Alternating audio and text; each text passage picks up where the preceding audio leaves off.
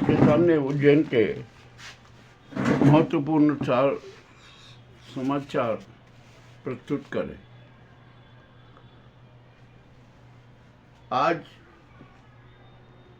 17 फरवरी सूर्य ग्रहण संपन्न हुआ। 7:कुछ पर मौसमी हुआ। भारत में कहीं नहीं दिखा, इसलिए इतना कोई प्रभावशाली नहीं रहा। ठीक, आज अमावस्या है। बोहरा समाज का माह रमजान शुरू हुआ, पहला रोजा संपन्न हुआ। इस्लाम पंथ का माह रमजान शायद 19 से शुरू हो। यदि चांद कल दिख गया,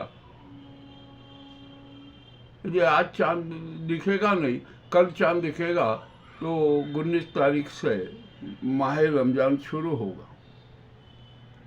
आज सड़कों की हालत बड़ी नाजुक रही और जाम ही जाम, हर जगह जाम ही जाम लगते हुए नजर आए।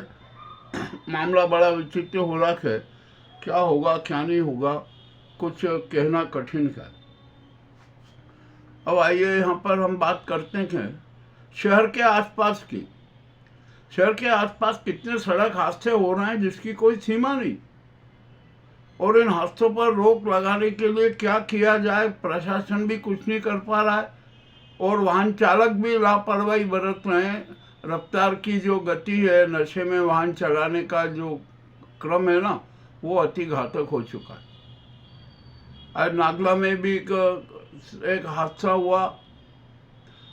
उसमें 2-3 लोगों की मौत हो गई। 2 बाइक सवार आपस में टकरा गए।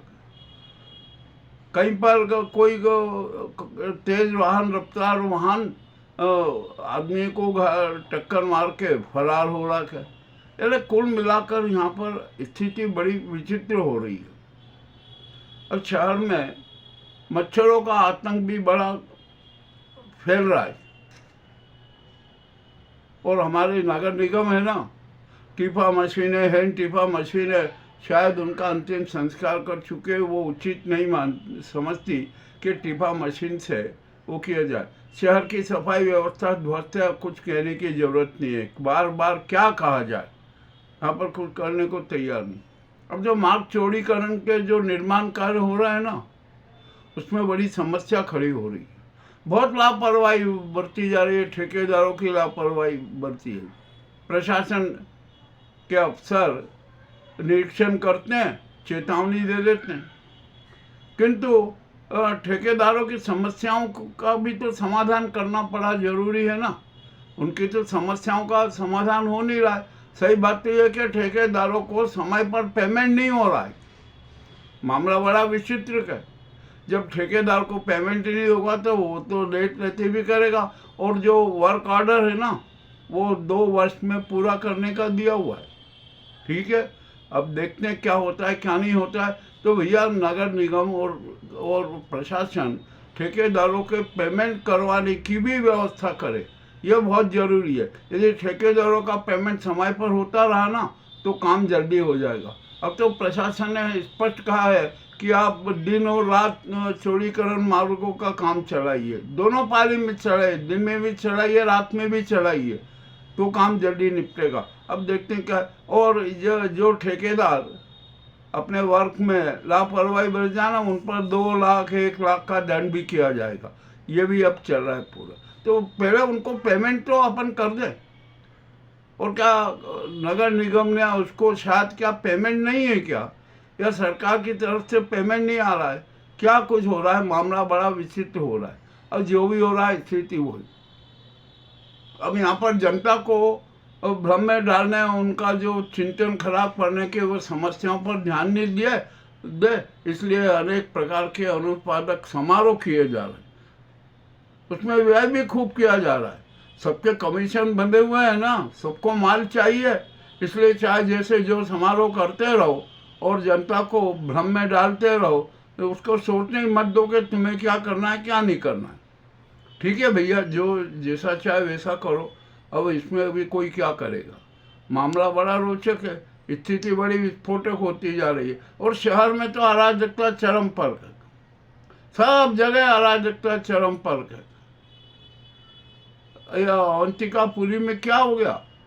ये राजा महाकाल हैं और महाकाल के राज में कितनी पोलें हो गई, कितनी पोलें हो गई कि हफ्ते जिधर देखो उधर पोल, जिधर देखो उधर पोल, जिधर देखो उधर भ्रष्टाचार, जिधर देखो उधर कमीशनबाजी। अरे क्या हो गया है उज्जैन को? मामला बड़ा विचित्र हो गया है जो भी हो रहा है ना। अब देखते हैं क्या होता है।